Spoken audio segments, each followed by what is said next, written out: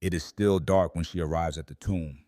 She comes alone, or nearly alone, carrying spices for a body she expects to find exactly where it was left. She has watched him die. She has watched them seal the stone. And now, in the last hours before sunrise on the first day of the week, she comes to do the only thing she has left to do: care for a body that no longer breathes. Her name is Mary Magdalene, and in a few minutes, she will become the most important witness in human history. But we are not starting there.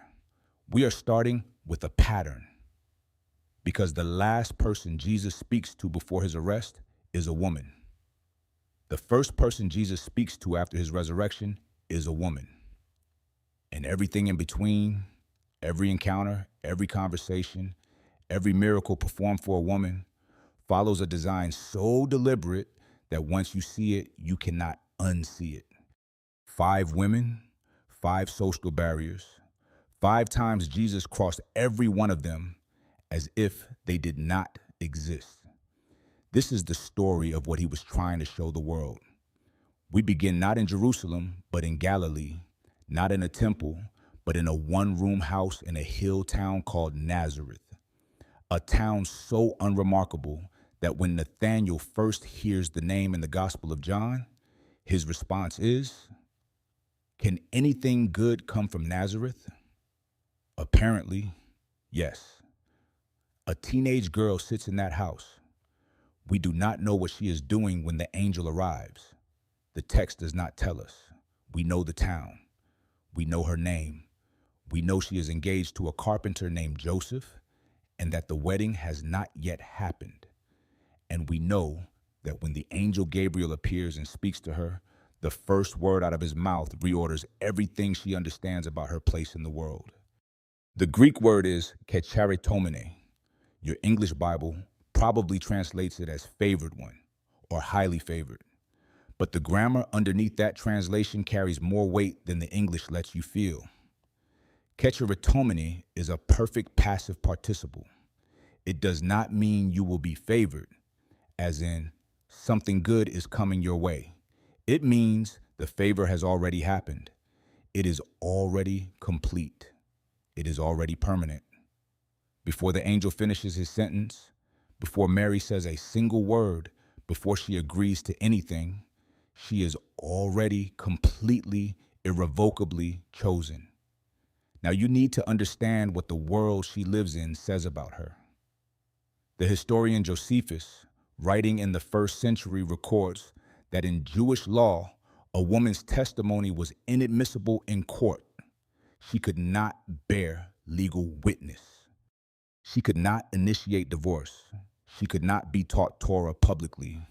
The Mishnah records that this was so controversial that a rabbi named Ben Azai, who suggested men ought to teach their daughters Torah, was considered radical, even dangerous. Women in the ancient world were, in the most precise legal sense, not counted. And God sends his first gospel announcement to one of them, not to a priest, not to a scribe, not to a Pharisee in Jerusalem who has memorized the law and can trace his lineage back to Abraham, to a teenage girl in a nothing town who has no legal standing, no platform, no credentials, and nothing to recommend her except that she has been already and permanently chosen. Here is what most people miss. This is not an accident. This is not God making do with what was available. This is God making a statement in the first sentence of the New Testament story about whose voice carries weight in his kingdom. Mary says yes. And the word becomes flesh, and it begins with her. She will carry him before the world knows his name. But she is not the only one. 5 days into a journey through Judea, Jesus makes a decision that his disciples find baffling. Instead of taking the standard route around Samaria, the route every self-respecting Jewish traveler took, adding days to the journey rather than set foot in Samaritan territory, He walks straight through it. He arrives at a well outside the city of Sishar at noon. Noon matters. Women in the ancient world drew water in the morning when the air was cool and the social life of the village gathered at the well. The gossip, the news, the connection. A woman who comes at noon comes alone, on purpose, because the morning crowd is not a crowd she wants to face. She arrives to find a Jewish man sitting at the well. Three things about this are immediately scandalous. He is Jewish, she is Samaritan. Jews and Samaritans had not spoken civilly for 700 years, a split that went back to the Assyrian conquest, to intermarriage, to disputed temples and disputed texts, and the kind of ethnic hatred that calcifies over centuries into something that feels like geology. He is a man, she is a woman. A Jewish rabbi speaking alone with a woman in public was the kind of thing that ended reputations. And she, as Jesus will shortly make clear, has had 5 husbands and is currently living with a man who is not her husband. 3 strikes. The wrong race, the wrong gender, the wrong history. Jesus says, "Will you give me a drink?" She cannot believe he is speaking to her. She says so out loud. "You are a Jew, and I am a Samaritan woman.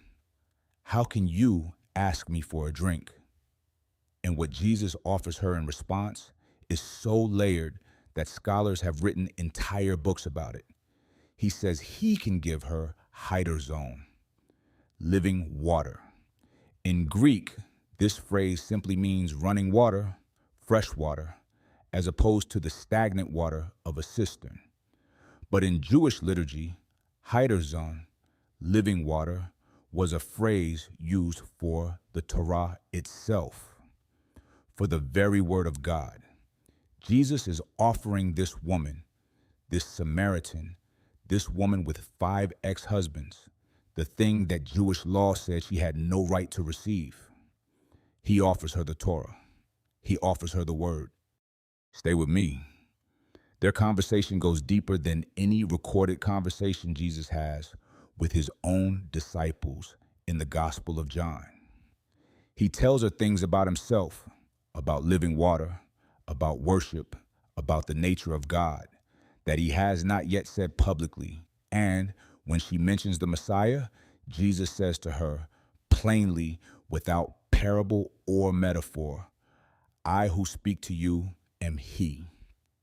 The first person in John's gospel to hear Jesus claim to be the Messiah is a Samaritan woman with a complicated past at a well outside a city she is avoiding. John records what she does next with a single Greek word, aphaken. She left. Specifically, she left her water jar. The same word used earlier in John's gospel when the disciples left their fishing nets to follow Jesus. She walks back into the city she has been avoiding, stands in front of the people she has been hiding from, and says, "Come and see a man who told me everything I ever did. Could this be the Messiah?" And the whole town comes out. The first evangelist in the Gospel of John is a woman with no credentials, no standing, and a history that disqualified her from the morning crowd at the well. He sent her anyway. He chose her first. It is early morning in Jerusalem. The sun has barely cleared the Mount of Olives. The temple courts are beginning to fill. Pilgrims, vendors, priests moving through their routines, the low hum of a city waking up. Jesus is already there, sitting, teaching. A small crowd has gathered around him. And then the morning breaks open. A group of Pharisees and scribes push through the crowd with the woman between them. They throw her down in front of Jesus. Not place her, not bring her, throw her. The Greek implies force, public humiliation, the deliberate staging of a scene designed to produce a specific outcome. "Teacher," they say, "this woman was caught in the act of adultery." You need to stop at that sentence. Caught in the act means there was a man. Mosaic law, the very law they are about to cite, required that both parties be brought forward. Leviticus 20, verse 10, Deuteronomy 22, verse 22, both of them, the man and the woman, both guilty, both accountable. The man is not here. He was never going to be here because this was never about the law. This was about the woman. This was about using a woman's body as the instrument of a theological trap. If Jesus says stone her, he contradicts Roman law, which reserved capital punishment for Rome alone. If he says release her, he contradicts Moses. Either way, they have him. She is not a person to them. She is a problem to be solved. Jesus looks at her. Then he bends down and begins to write in the dirt with his finger. This is the only moment in all four Gospels where Jesus is recorded writing anything. And the text does not tell us what he writes. Scholars have argued about it for 2,000 years. Some say he was writing the sins of her accusers. Some say he was writing the law itself, the full law, the part they were conveniently ignoring, the part that required the man to be present. Some say he was simply refusing to dignify the moment with eye contact, giving her accusers a chance to hear themselves. What we know is this: he stands up and says 7 words that have echoed across every century since. Let him who is without sin cast the first stone. Then he bends back down and writes again, and they leave, one by one, beginning with the eldest. The text does not say they argued. It does not say they protested. They just leave, beginning with the ones who have lived long enough to know exactly what is written in the dirt, until there is no one left but Jesus and the woman. He straightens up. Woman, where are they? Has no one condemned you? She says, no one, Lord. And here is the moment that should stop you completely. Jesus is the only person in that courtyard who had the standing, the moral standing, the sinless standing to throw the stone. He is the only one for whom the words, let him who is without sin, do not apply. He could have thrown it. He had the right. By his own standard, he was qualified. He does not throw it. Neither do I condemn you. Go, and from now on, sin no more. He does not minimize what she has done. He does not pretend the situation is uncomplicated. He says sin no more, which acknowledges that something happened, that choices were made, that life going forward will need to look different. But the condemnation, the crushing, public, fatal condemnation they dragged her there to receive, he absorbs it. He takes it into himself and gives her back her life. And this is where it gets remarkable.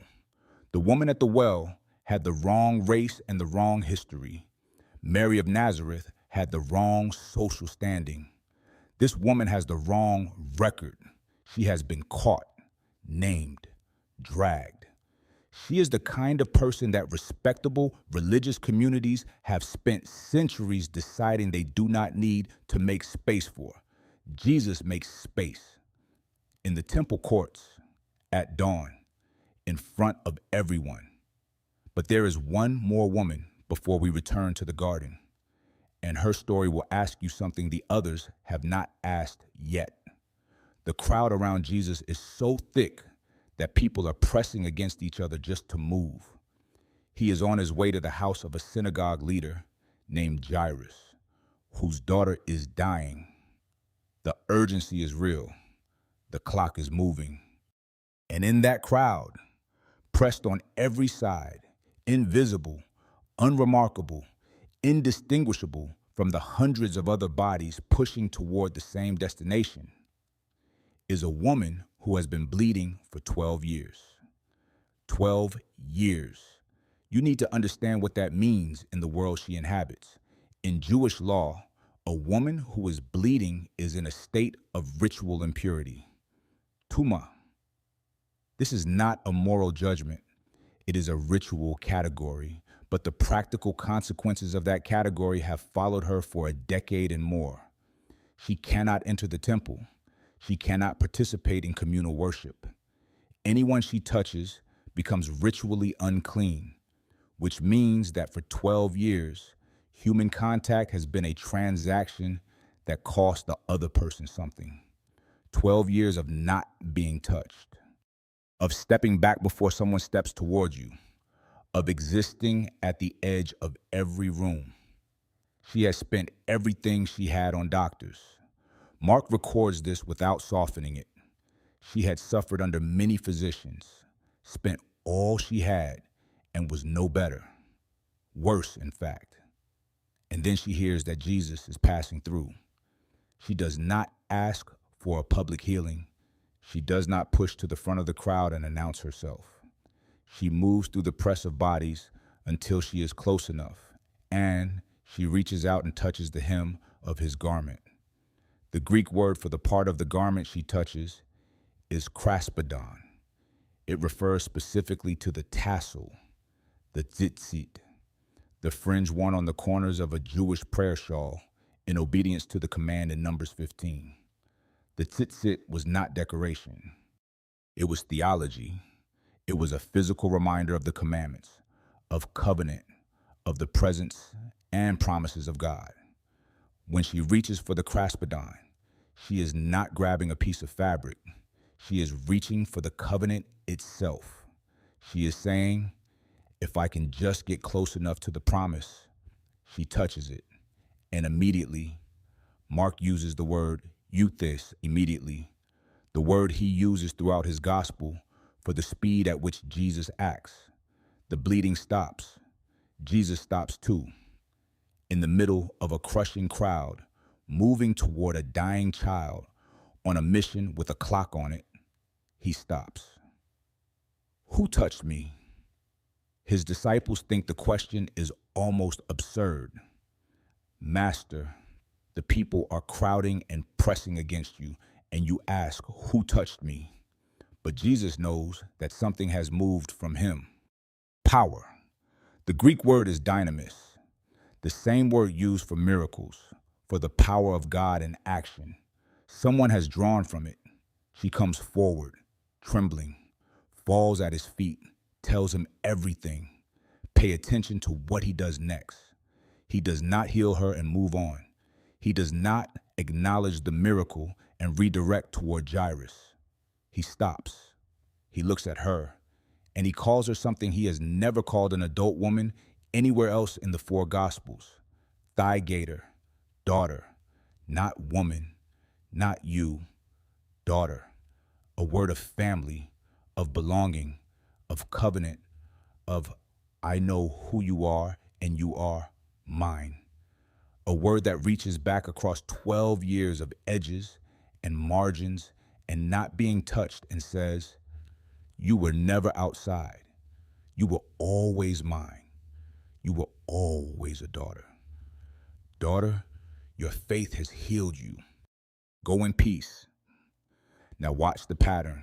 Mary of Nazareth, wrong gender, wrong social standing. Jesus comes to her first.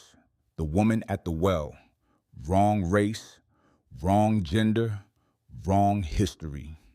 Jesus sits down and offers her the word of God. The woman caught in adultery, wrong record, used as a weapon, thrown at his feet. Jesus bends down, writes in the dirt, and gives her back her life. The bleeding woman, wrong ritual status, 12 years of untouchability, invisible in a crowd. Jesus stops, calls her daughter, restores her to the family of God.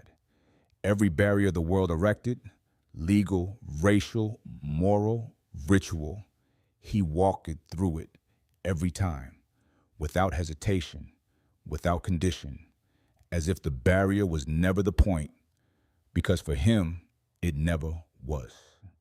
There is one more encounter. The one I told you about at the beginning, the one in a garden before sunrise. And in that encounter, Every thread of this pattern pulls tight. She is the last one standing. When the disciples flee Gethsemane, when Peter follows at a distance and then denies 3 times by a charcoal fire that he ever knew the man, Mary Magdalene does not flee. The Gospel of Mark records that she is there at the crucifixion, watching from a distance. She is there when they take the body down. She is there when they seal the tomb. And she is there before sunrise on the first day of the week. In the dark, with spices in her hands and nowhere else to be, Luke tells us she had 7 demons cast out of her. 7. Whatever that means, in the full weight of what the ancient world understood about possession and torment and the kind of darkness that takes up residence in a person, she had carried all of it, and Jesus had taken it out of her.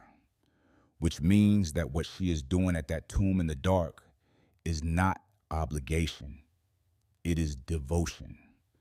She is there because there is no version of her life that makes sense without him in it. She arrives to find the stone already rolled away. She runs to tell Peter and the other disciple, the one John describes only as the one Jesus loved. They come, they look, they see the burial cloths lying there, and they go home. Just like that. They saw an empty tomb and they went home. Mary stays. She stands outside the tomb weeping. Then she bends down to look inside. And 2 angels are sitting where the body of Jesus had been, one at the head and one at the feet. They ask her, "Woman, why are you weeping?" She says, "They have taken my Lord away, and I don't know where they have put him." Then she turns around, and there is a man standing in the garden. She does not recognize him. She mistakes him for the gardener, which is, if you want to follow that thread, quietly extraordinary. The first human being was placed in a garden, given the work of tending it, and lost everything. And here, in another garden, the new creation stands and is mistaken for the one who tends the ground. The gardener speaks. "Woman, why are you weeping? Who is it you are looking for?" She still does not know him. She thinks, if this is the groundskeeper, maybe he moved the body. "Sir, if you have carried him away, tell me where you have put him and I will get him." And then he says one word, Mary. That is all, just her name, one word in Aramaic, the way her mother called her, the way her neighbors called her growing up in Magdala on the western shore of the Sea of Galilee. Not woman, not you there. Her name, her specific, particular, irreplaceable name in the mouth of the only voice she has ever heard say it quite like that. She turns. She says one word back, Rabboni, teacher. She knows him not by his face, not by his wounds.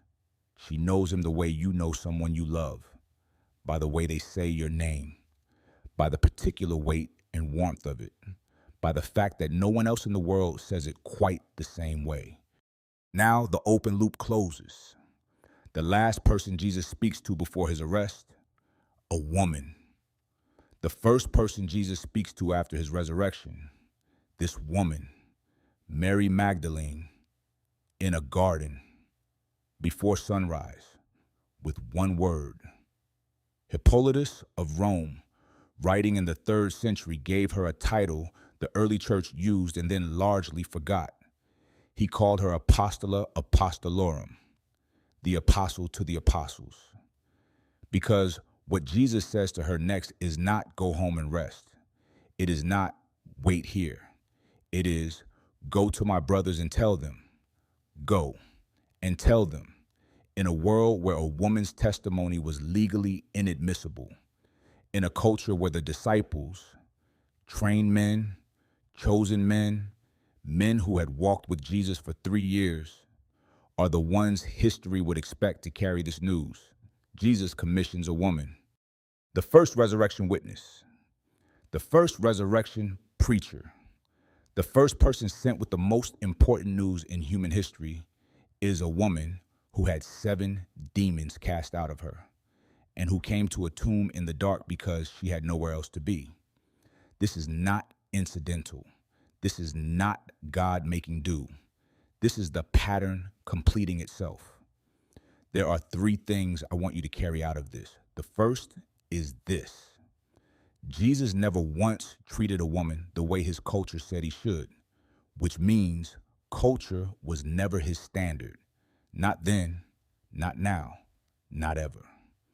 The kingdom of God has never run on the admission policies of the kingdoms of men. What the world counts as inadmissible, insufficient, unqualified, or too complicated, he has a long and consistent record of choosing anyway. If you have ever been told that someone like you does not quite fit, that your history or your background or your failures put you outside the circle, you are reading the wrong rule book. His circle has always been drawn differently. The second is this. Every barrier you are carrying right now, the record, the history, the years of feeling untouchable, the morning crowds you have been avoiding, he has already crossed it to get to you, not eventually, not conditionally, already. The same Jesus who sat down at a well at noon, who bent down in the temple courts at dawn, who stopped in the middle of a crushing crowd to call a woman daughter. He is not different now. He does not treat the barriers you carry with more respect than he treated theirs. He walks through them. That is what he does. The third, and this is the one I want you to take with you into whatever comes next. He knows your name, not your category, not your record, not the version of you that other people have built from the pieces of your story they could see. Your name, the particular, specific, irreplaceable name that no one else in the world says quite the same way. He said it to Mary in a garden before the sun came up, and she knew him instantly, not by his face, not by his wounds, but by the sound of her name in his mouth. He has not stopped saying names since. Whatever tomb you are standing outside of right now, whatever feels sealed, finished, beyond recovery, the same voice that said, Mary, in that garden, is the same voice that speaks into the dark places of your life. Not with a category, not with a verdict, with your name. And when you hear it, really hear it, the way Mary heard it, you will not need anyone to tell you who it is. You will know. If this video meant something to you, leave a comment below with the words, "He sees me." Just that. No explanation needed.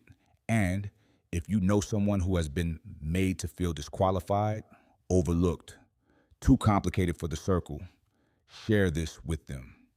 Not because it will fix everything, but because sometimes the most important thing a person needs to know is that the God of the universe knows their name.